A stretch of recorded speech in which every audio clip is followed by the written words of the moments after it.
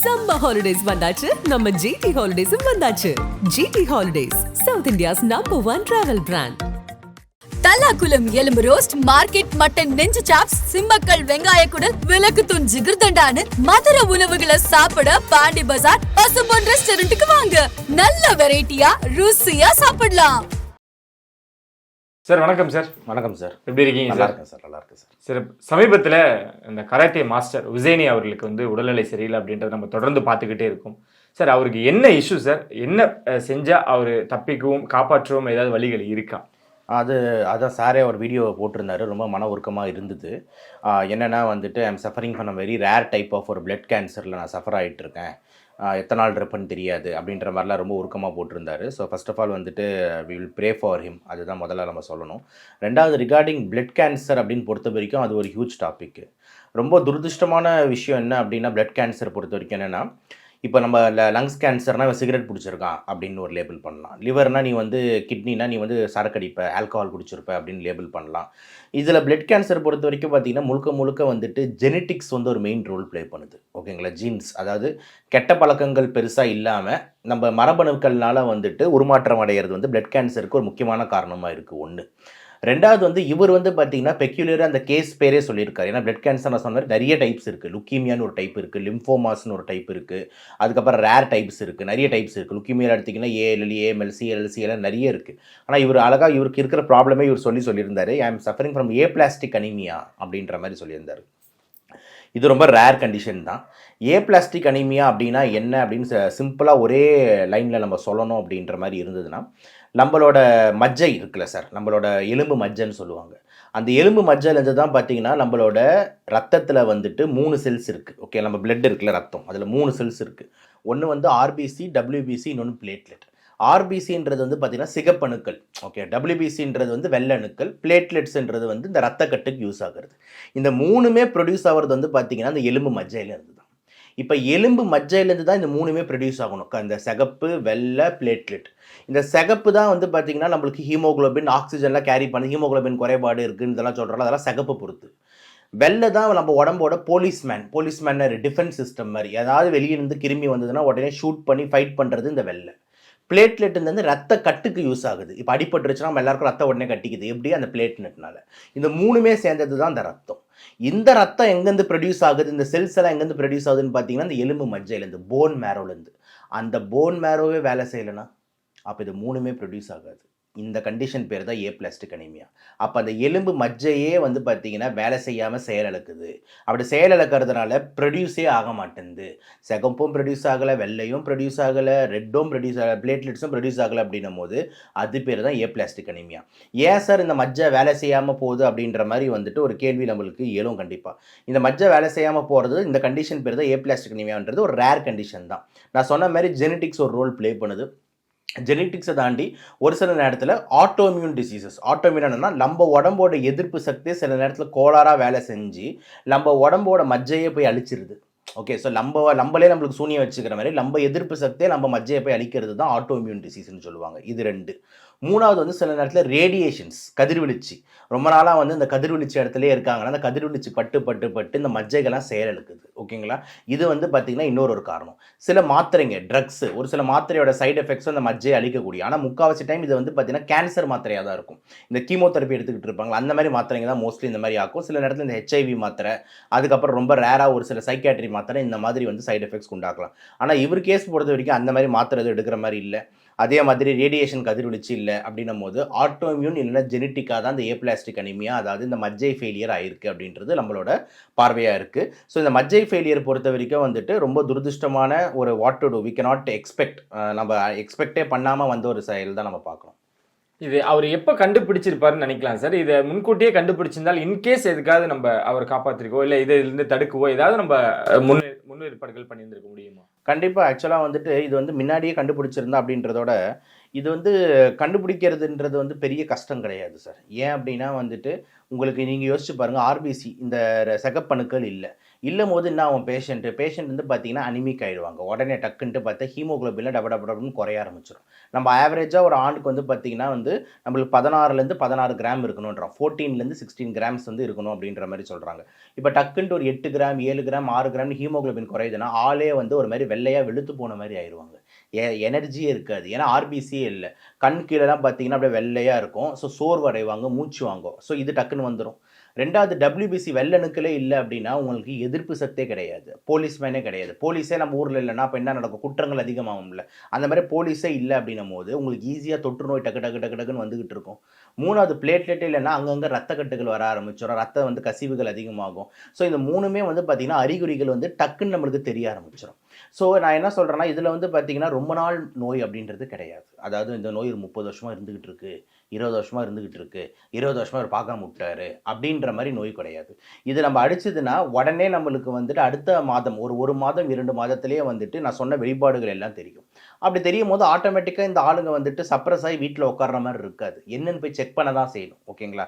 இப்போ வந்து சும்மா ஒரு இருமல் மட்டும் இருக்குன்னா நிறைய பேர் நெக்லெக்ட் பண்ணிட்டு போயிடுவாங்க. ஒரு தலைவலி மட்டும் இருக்குன்னா நிறைய பேர் மாத்திரை போட்டு போயிடுவாங்க. ஆனால் இந்த அறிகுறிகள் இருக்கிறவங்க வந்து பார்த்தீங்கன்னா அந்த மாதிரி பண்ண முடியாது. ஏன் வந்து அப்படியே உடம்பு சோர்வாயிடுச்சுன்னு தெரியல, என்ன போய் செக் பண்ணிப்போம் அப்படின்ற மாதிரி தான் வந்து போவாங்க. ஏன்னா அவங்களால வேலையே செய்ய முடியாது, எனர்ஜியே இருக்காது. அவர் வேறு கராட்டே மாஸ்டர், ஃபைட்டு தான் அவருக்கு மெயின், பயங்கரமாக கோச்சிங் இன்ஸ்டியூட்டாக நடத்திட்டு இருப்பார். நம்மளாம் சின்ன வயசில் வந்து இந்த 90s கிட்ஸாக இருக்கும்போது அவர் ப்ரோக்ராம் தான் டிவிலெல்லாம் பார்த்து வளர்ந்துருப்போம். ஓகேங்களா? ஸோ அந்த மாதிரி இருக்கும்போது வந்துட்டு இவரால் வந்து எதுவுமே பெர்ஃபார்ம் பண்ண முடியாது, ஒரு பேச முடியாது, எதுவும் பண்ண முடியாது, எனர்ஜியே இருக்காதுன்னு போது கண்டிப்பாக போய் செக் பண்ணியிருப்பார். அவர் செக் பண்ணும்போது தான் இந்த விஷயங்கள்லாம் தெரிஞ்சிருக்கும். ஸோ ஒரு குறித நாட்களில் தான் இது நடந்திருக்கே தவிர இது வந்து ரொம்ப வருடமாக இருந்துகிட்டு இருக்கிற நோய் அப்படின்றது கிடையாது. ஸோ ஜெனட்டிக்கோ ஆட்டோமியூனோ திடீர்னு மஜ்ஜையை வந்து தாக்கி டக்குன்ட்டு மஜ்ஜை செயலிழக்கும் போது பார்த்தீங்கன்னா இந்த ஆர்பிசியோ டபிள்யூபிசியோ பிளேட்லெட்ஸோன்றது வந்து வேலை செய்யலை அப்படின்னும் போது இந்த மாற்றங்கள்லாம் வர ஆரம்பிக்கும். சார் அதுதான் சார் எல்லாருக்கும் ஒரு பயம். என்னன்னா நீங்கள் சொன்ன மாதிரி அவர் ரொம்ப ஃபிட்டாக இருப்பார், எவ்வளோ பெரிய ரிஸ்க்குனாலும் தைரியமாக எடுப்பார் அப்படின்ட்டு. அவ்வளோ பெரிய ஸ்ட்ராங்கான ஒரு பர்சனுக்கே இவ்வளோ தூரம் இருக்கும் பொழுது மக்களுக்கு வந்து அப்போ ஃபிட்டாக இருந்தாலும் இந்த மாதிரியான விஷயங்கள் வரும் அப்படின்னு தான், ஃபிட்டாக இருக்கிறவருக்கே இந்த நிலைமையா அப்படின்ட்டு ஒரு பார்வையும் இருக்கப்படும். கண்டிப்பாக சார். எப்படின்னா அது நம்ம ரெண்டுத்தையும் வந்து தனித்தனியாக பார்க்கணும் சார். இப்போ ஃபிட்டு இல்லாமல் ஏகப்பட்ட பேர் இறக்குறாங்க சார். ஓகேங்களா? அதை வந்து பார்த்தீங்கன்னா நிறைய டைம் நம்ம வெளியவே தெரியறதில்லை. ஓகேங்களா? கிட்டத்தட்ட 70லேருந்து 80 விழுக்காடு வந்து ஃபிட் இல்லாத நோய்கள் தான் அதிகமாக வருது. நிறைய பேர் இறக்குறாங்க. ஆனால் என்ன பிரச்சனைனா அவங்களாம் ஒரு செலிபிரிட்டியாக இருக்கிறது இல்லை. ஏன்னா முக்கால்வாசி டைம் செலிபிரிட்டி ஃபிட்டாக வச்சுக்கிறாங்க. ஓகேங்களா? அவங்க இறக்கும் போது ஏன் ஃபிட்டாக இருக்கவங்க இறக்குறாங்கன்னு கேள்வி வருது.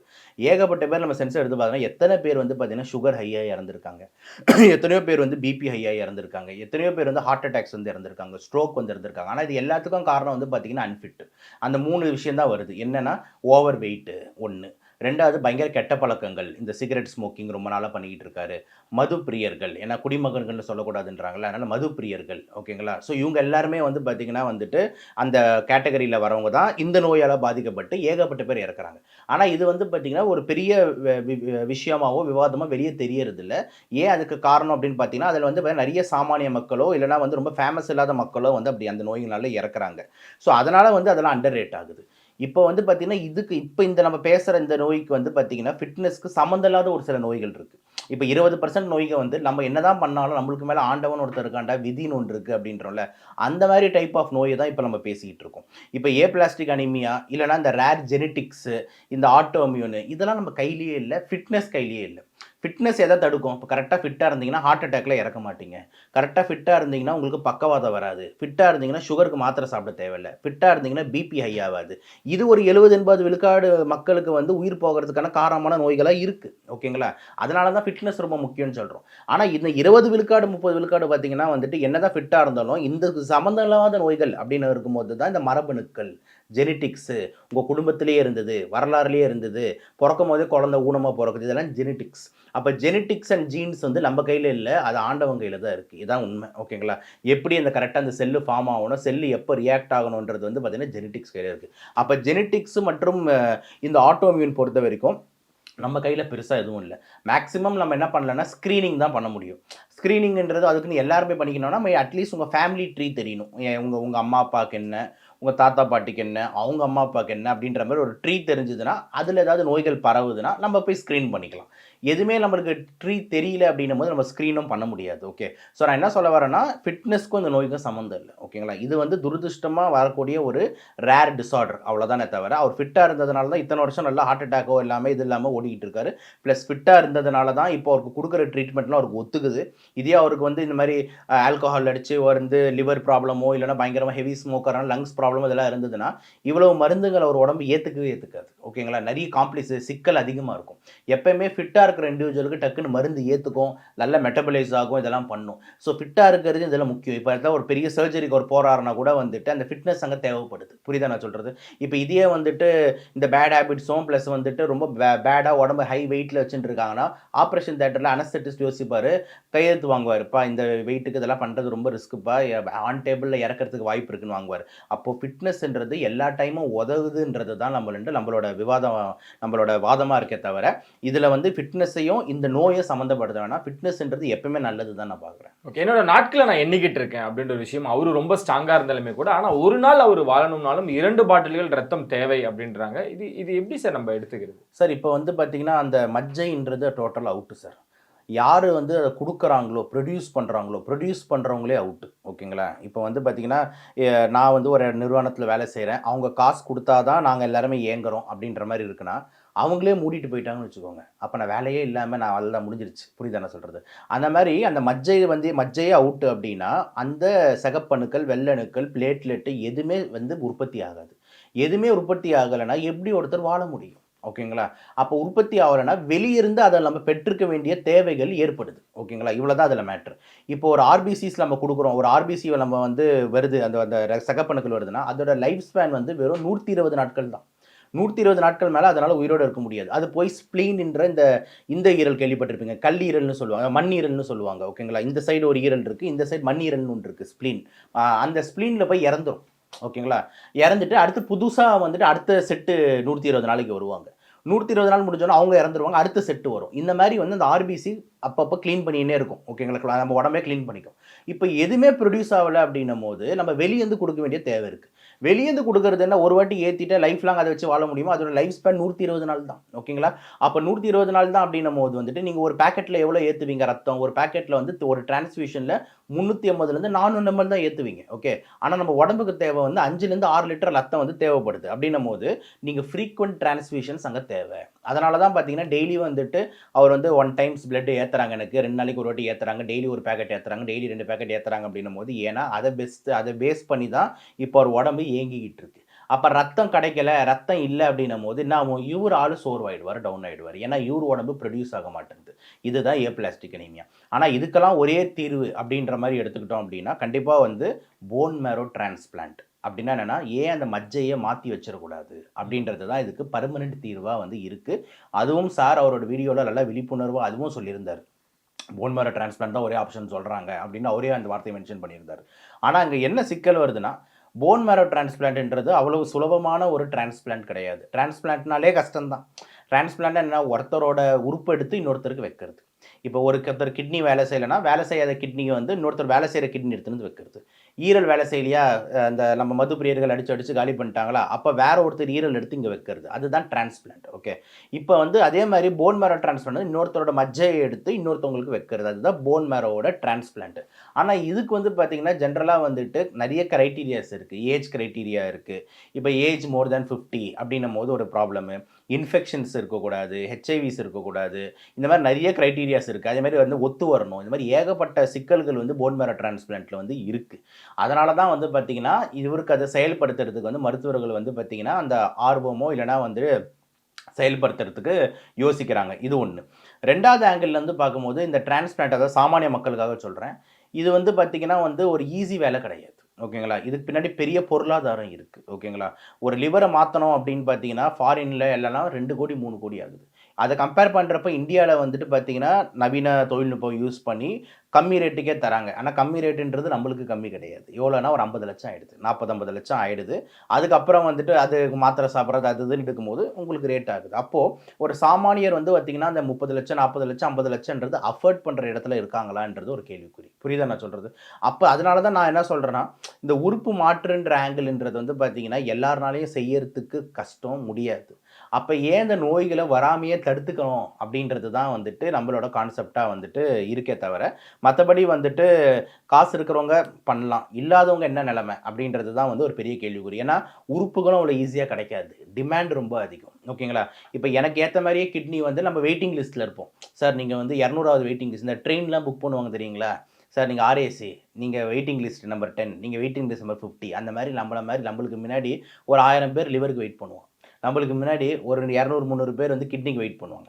அப்படின்னு இருக்கும்போது நம்மளுக்கு அந்த கிட்னி வந்து டோனர் ஆகி கிடைக்கிறதுன்றது அவ்வளோ சுலபம் கிடையாது. புரியுதா நான் சொல்கிறது? அந்த வெயிட்டிங் பீரியட்ல இருக்கும் போதே ஏகப்பட்ட பேர் இறந்து போகிறாங்க. ஓகேங்களா? சார் சொல்லி வச்சுருக்கேன் சார் ட்ரெயின் கிளம்பி போயிடும், நம்ம ட்ரெயினே ஏற மாட்டோம், நம்ம வேறு மேலே போயிடுறோம். அதனால் வந்து பார்த்திங்கன்னா இந்த நோய்கள்லாம் வர்றதுக்கு முன்னாடியே தடுக்கிறது தான் வந்துட்டு ஒரு நல்ல திங்கிங் அப்படின்றது நம்ம பார்வையாக இருக்குது. சார் அவர் ஸ்டாச்சுக்காக நிறைய ரத்தத்தை வந்து கொடுத்துருக்காரு, அதுவும் ஒரு காரணம் அப்படின்லாம் பேசப்படுது. அது உண்மைங்களா சார்? அது பார்த்தேன். சில பேர் இந்த டவுட் கேட்டிருந்தாங்க. என்னென்னா அந்த ஸ்டாச்சு அவர் ரத்தத்தால் செஞ்சுருக்காரு, அதனால் அதை போய் தொட்டால் நம்மளுக்கு அது வந்துடுமா அப்படின்ட்டு. சரி, இது வந்து பார்த்திங்கன்னா வந்துட்டு பால்வினை நோயெலாம் கிடையாது. ஓகேங்களா? அதாவது அந்த ரத்தம் தொட்டால் வந்துடுமா? பால்வினை நோயை கூட அந்த ரத்தம் ஆக்டிவாக இருக்கும் போது கான்டாக்டில் இருந்தால் தான் பிரச்சனை. புரியுதா? ஒரு ரத்தன்றது வந்து பார்த்திங்கன்னா நம்ம உடம்புல இருக்கிற வரைக்கும் தான் அதுக்கு உயிர். அது நம்ம உடம்புலேருந்து வெளியே வந்துடுச்சுன்னா உடனே வந்து ரியாக்ட் ஆகி ஆக்சிடைஸ் ஆகி இறந்துடும். ஓகேங்களா? அந்த செல்ஸ் எல்லாமே இறந்துடுது. ஸோ அதனால் வந்துட்டு பிளட்டு வந்து பார்த்திங்கன்னா வெளியே வந்த உடனே இறந்துடுதுன்னும் போது அந்த வெளியே வந்த உடனே அந்த செல்ஸ்லாம் அழிஞ்சிரும். ஓகேங்களா?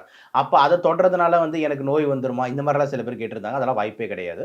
அதே மாதிரி இப்போ பிளட்டு அவர் கொடுத்ததுனால வந்து அவருக்கு இது வந்துருச்சா அப்படின்னு ஒரு கான்செப்ட் நம்ம எடுத்து பேசணும்னா அது ரொம்ப பெரிய தப்பாயிரும். ஏன் நான் அது தப்பாயிரும்னு சொல்கிறேன்னா, இப்போது ஏகப்பட்ட உயிர்கள் காப்பாற்றப்படுறதுக்கு காரணம் ரத்த தானம், பிளட் டொனேஷன். பிளட் டொனேஷன் நம்ம பண்ணல அப்படின்னா பல குழந்தைகள் இறக்கும், பல பேர் ஆப்ரேஷன் அப்போ ரத்தம் இல்லாமல் சாவாங்க, பல பேர் ஆக்சிடென்ட் ஆகி ரத்தம் ஏற்றணும் இல்லைனா என் பையன் இறந்துருவான், அந்த இடத்துல ரத்தம் கிடைக்காது. ஸோ ரத்த முகாம்களை வந்து நடத்தணும், ரத்தம் தானத்தை ஊக்குவிக்கணுன்றதான் நம்ம டார்கெட்டாக இருக்கணுமே தவிர இந்த இடத்துல வந்துட்டு அவர் ரத்தம் கொடுத்துட்டாரு அதனால் அவருக்கு அது வந்துருச்சா அப்படின்றது முற்றிலும் தவறான விஷயம். நான் கிட்டத்தட்ட வந்துட்டு ஒரு 10-15 வாட்டி நான் பிளட் டொனேட் பண்ணியிருக்கேன், சர்டிஃபிகேட் வச்சுருக்கேன். ஒரு வாட்டி தருமபுரி மெடிக்கல் காலேஜில் MBBS படிக்கிற டைமில் வந்து இப்போ வரைக்கும் வந்து வருஷம் எங்கள் அம்மா பர்த்டே வரைக்கும் நம்ம இன்ஸ்டாகிராம்லாம் பார்க்கலாம், பிளட் டொனேஷன் பண்ணிக்கிட்டு இருக்கேன் வருஷத்துக்கு ஒரு வாட்டி. அதுவே சிஸ்டர்னு சொல்லுவாங்க, சார் 4-5 மாதத்துக்கு ஒரு வாட்டி பண்ணலாம் சார் டொனேஷன், நீங்கள் வருஷத்துக்கு ஒரு வாட்டி கொடுத்துட்டு போயிடுறீங்க அப்படின்ட்டு. நான் வருஷத்துக்கு ஒரு வாட்டி கொடுத்துறதுக்கே சிஸ்டர் சொல்லுவாங்க. அப்போ தான் நான் சொல்லுவேன் வந்துட்டு, சிஸ்டர் எல்லாருமே கொடுக்க மாட்டேன்றாங்க சார், அதனால் கொடுக்குறவங்ககிட்ட நாங்கள் கேட்டுட்டு இருக்கோம் அப்படின்றாங்க. ஏன்னா அவ்வளோ டிமாண்ட் இருக்குது. ஓகேங்களா? ஒருத்தவங்க உயிரை காப்பாற்றுறதுக்கு ரத்தம் தேவைப்படுது. அப்போ வந்து பார்த்திங்கன்னா எல்லாருமே ஏன் பிளட் டொனேஷன் பண்ணக்கூடாதுன்றது தான் இந்த கான்செப்டை நம்ம பேசணும். ரத்தம் தானம் பண்ணுறது ரொம்ப நல்லது. ரத்தம் தானம் நீங்கள் பண்ணும்போது வந்து ஒன்றுமே ஆகாது. ஒரு எவ்வளோ எடுப்பாங்க, 300-400 ml எடுப்பாங்க. அந்த 300-400 ml நல்லா இருக்கிற பாடி வந்து டக்குன்னு ப்ரொடியூஸ் பண்ணிடும். புரியுதா நான் சொல்கிறது? ஒரே நாளில் டக்கு உங்கள் மஜ்ஜைங்கெல்லாம் நல்லா இருக்குல்ல, உடனே போயிடுச்சா சூப்பர் நான் புதுசாக அனுப்புகிறேன் அப்படின்ட்டு டக்குன்னு அனுப்பும். அது இன்னும் நல்லது. உங்கள் பாடி வந்துட்டு நியூவாக ப்ரொடியூஸ் பண்ணி கொடுக்கும். அதனால் வந்துட்டு இந்த பிளட் டொனேஷன் பண்ணதால இப்படி ஆயிடுச்சு அப்படின்றது தப்பு. அதுமாதிரி பிளட் டொனேஷன் பண்ணுறதுக்கு முன்னாடி அவ்வளோ ஈஸியாலாம் வந்துட்டு பிளட்டை வந்து எடுத்துக்க மாட்டாங்க. ஒரு பிளட்டு எடுக்கிறாங்க அப்படின்னும் போது உங்களுக்கு வந்து பால்வினை நோய்கள் இருக்கான்னு செக் பண்ணுவாங்க.